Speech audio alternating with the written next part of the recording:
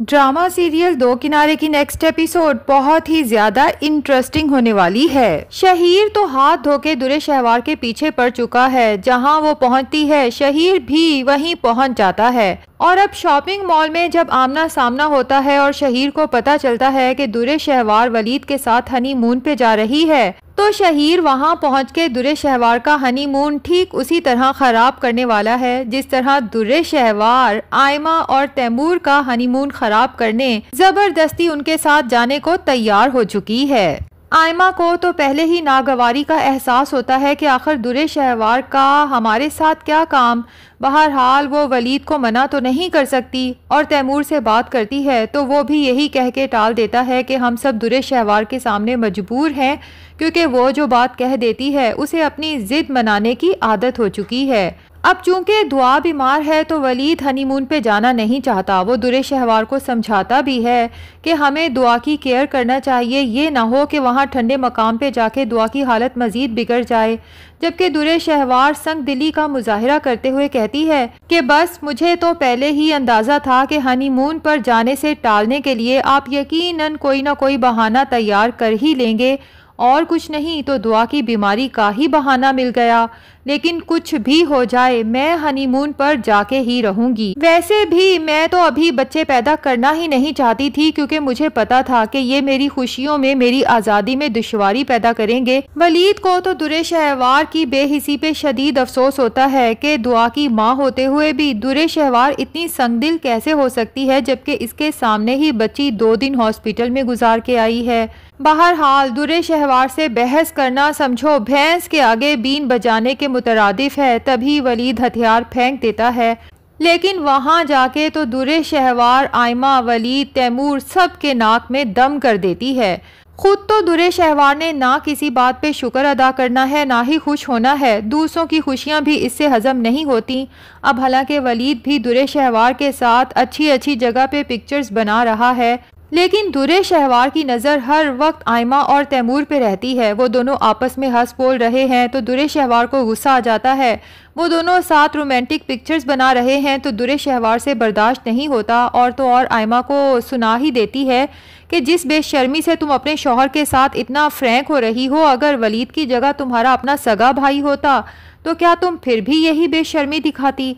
अब आयमा को तो दुरे शहवार की बात सुन के जैसे तन बदन में आग लग जाती है। तैमूर से कहती है कि आपकी बहन के साथ आखिर मसला क्या है। पहले तो जबरदस्ती हमारे हनीमून में हमारे साथ आई है और अब हम दोनों को आपस में हंसता बोलता देख के उसे बर्दाश्त नहीं होता। तैमूर बेचारा आयमा का मूड ठीक करने के लिए उससे दुरे शहवार की तरफ से खुद माजरत करता है, लेकिन अभी आयमा का इस बात पे मूड ठीक नहीं हुआ कि दुरे शहवार नई जिद लगा के बैठ जाती है कि मैं तो आयमा और तैमूर वाले कमरे में रहूंगी क्योंकि इसका विंडो व्यू ज्यादा अच्छा है। और तैमूर से कहती है भाई आपको बुरा तो नहीं लगेगा अगर आप लोग हमारे वाले कमरे में शिफ्ट हो जाएं। अब तैमूर तो मीसना सा बनके कभी आयमा को देखता है और कभी दुरे शहवार को, जबकि दुरे शहवार आयमा, तैमूर, वलीद सबके मूड को यकसर इग्नोर करते हुए रिसेप्शन पे कॉल करती है अपना सारा सामान इस कमरे में, जबकि आयमा और तैमूर के सूटकेसेस अपने वाले कमरे में भिजवा देती है। वलीद अब तक तो जैसे कैसे दुरे शहवार की हर हरकत बर्दाश्त कर रहा था, लेकिन ये हरकत बिल्कुल ही नाकाबिले बर्दाश्त है। तभी दुरे शहवार से कहता था कि आयमा को कितना बुरा लगा होगा जो हरकत तुमने की है, तो दुरे शहवार कहती है कि बस भी कर जाएं। कौन सा मैंने आयमा के नाम लिखी जायदाद अपने नाम करवा ली है, एक रूम ही शिफ्ट किया है ना। जबकि वलीद मायूसी से दुरे शहवार की तरफ देखता है और दिल ही दिल में सोचता है कि अगर मुझे इससे मोहब्बत ना होती तो इसकी एक भी हरकत ऐसी नहीं है कि इसे अपनी जिंदगी में बर्दाश्त किया जा सके। अब वलीद का मूड तो सख्त खराब हो जाता है। दुरे शहवार सोचती है कि कहीं खराब मूड के साथ वलीद वापस जाने का प्लान ना कर ले। तभी वलीद से जाके कहती है कि आप एक दफ़ा जाके आयमा से तो बात करें, अगर उसे भी ये बुरा लगा है तो मैं वादा करती हूँ कि मैं अपना सामान वापस शिफ्ट करवा दूंगी। क्योंकि दुरे शहवार इतना तो समझ ही चुकी है कि आयमा, कायनात और आबाद वलीद को लेके इतने सेंसिटिव हैं कि उन्हें दुरे शहवार की कोई भी बात जितनी भी बुरी लगे लेकिन वो वलीद के सामने खुल के उसका इजहार नहीं कर सकते। ताकि वलीद के दिल को तकलीफ ना पहुंचे और उसकी हालत खराब ना हो। लेकिन अफसोस कि दुर्रे शहवार को ना तो वलीद के दिल की कोई फिक्र है और ना ही उसकी हालत की खराबी की कोई परवाह है। तो वही होता है, बिलाखिर आयमा को ही हथियार डालना पड़ते हैं कि कोई बात नहीं भाई, इससे क्या फर्क पड़ता है कि कौन से कमरे में स्टे किया जाए, असल में तो हम लोग यहाँ पे मरी का व्यू इंजॉय करने आए थे ना। तो आयमा की इस बात पे वलीद का मूड भी ठीक हो जाता है, जबकि तैमूर के दिल में आयमा की इज्जत मजीद बढ़ जाती है और वो नोट कर रहा है कि दुर्रे शहवार आयमा को जिच करने का कोई मौका हाथ से जाने नहीं दे रही। उसे ये भी एहसास नहीं कि आयमा को तकलीफ पहुंचाने से उसके अपने भाई को भी तकलीफ पहुंचेगी, जबकि दूसरी तरफ आयमा इतनी समझदार है कि सिर्फ इसलिए कि उसके भाई को कोई तकलीफ ना पहुंचे, दुर्रे शहवार की हर बुरी बात को इग्नोर कर रही है। अब यूं ही मरी में कुछ दिन गुजर जाते हैं, जबकि शहीर दुर्रे शहवार के पीछे मरी पहुंच जाता है। सब लोग एक जगह पे जमा होते हैं जब आयमा इंकशाफ करती है कि आप सबको पता है वलीद भाई ना सिर्फ बहुत अच्छा गिटार बजाते हैं बल्कि बहुत अच्छा गाते भी हैं। तो दुर्रे शहवार, तैमूर और वहाँ पर मौजूद कुछ मज़ीद लोग भी वलीद से रिक्वेस्ट करते हैं कि प्लीज़ हमारे लिए कुछ गा देना। जबकि दुर्रे शहवार भी ज़िद करती है तो वलीद एक रोमांटिक सा गाना दुर्रे शहवार को डेडिकेट करता है। अब इधर वलीद दुर्रे शहवार से अपनी मोहब्बत का इजहार कर रहा है और उधर शहीर भी उसी जगह पहुंच जाता है। दुर्रे शहवार की जब अचानक नज़र शहीर पे पड़ती है तो वो तो खासी परेशान हो जाती है। इससे पहले कि शहीर आगे बढ़ के दुर्रे शहवार से कोई बात करे, वलीद से कहती है कि प्लीज़ जल्दी कमरे में चलें, मुझे लगता है कि मेरी तबीयत ख़राब हो रही है। अब वलीद भी दुर्रे शहवार की इस अचानक तब्दीली पे परेशान हो जाता है कि कहीं सच में दुर्रे शहवार की तबीयत तो ख़राब नहीं। जबकि दुर्रे शहवार अब हर मुमकिन कोशिश करती है कि कमरे से ना ही निकले और दिल ही दिल में शहीर को गालियां देती है कि इसे क्या ज़रूरत पड़ी थी, इतनी मुश्किल से तो वलीद मुझे हनीमून पर लेकर आए थे और ये यहाँ मेरा हनीमून ख़राब करने पहुँच गया। अब वलीद जिद भी करता है तो दुर्रे शहवार कोई ना कोई बहाना बना के कमरे तक ही महदूद हो जाती है, जबकि आयमा तो बहुत खुश होती है क्योंकि बिल आखिर उसे अपने शौहर तैमूर के साथ खुल के इंजॉय करने का मौका मिल जाता है।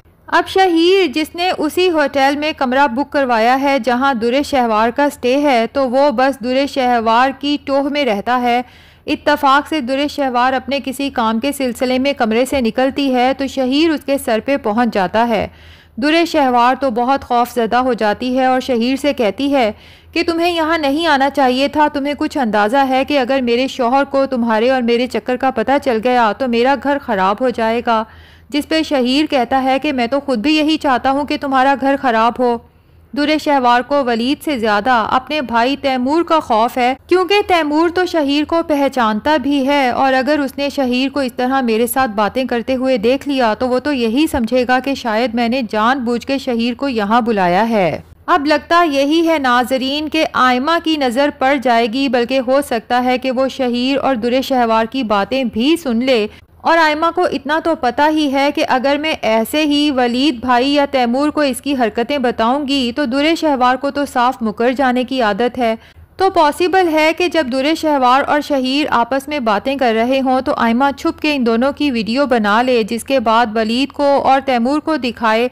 दुर्रे शहवार तो साफ मुकर जाएगी कि मैंने इसे यहाँ नहीं बुलाया था, जबकि शहीर वलीद के सामने यही साबित करने की कोशिश करेगा कि दुर्रे शहवार जो तुमसे शादी से पहले भी मुझसे मोहब्बत करती थी और आज भी मुझसे मोहब्बत करती है, उसी के कहने पे मैं यहाँ आया हूँ, जबकि तुमसे शादी तो महज उसने मुझसे बदला लेने के लिए की थी, क्योंकि मेरे पेरेंट्स ने दुर्रे शहवार को बहू बनाने से इनकार जो कर दिया था। लेकिन आज भी मैं और दुर्रे शहवार एक दूसरे से मोहब्बत करते हैं और अब तो मैं इस काबिल भी हो चुका हूँ कि अपने माँ बाप की मर्जी के खिलाफ जाके ना सिर्फ दुर्रे शहवार को अपना सकता हूँ बल्कि बेहतरीन जिंदगी भी प्रोवाइड कर सकता हूँ। तो क्या ख्याल है नाजरीन, जब वलीद को दुर्रे शहवार और शहीर की मोहब्बत का पता चलेगा तो वो दुर्रे शहवार को तलाक देगा या नहीं? कमेंट सेक्शन में ज़रूर बताएं। वीडियो पसंद आई है तो लाइक और चैनल को सब्सक्राइब भी ज़रूर कर दें।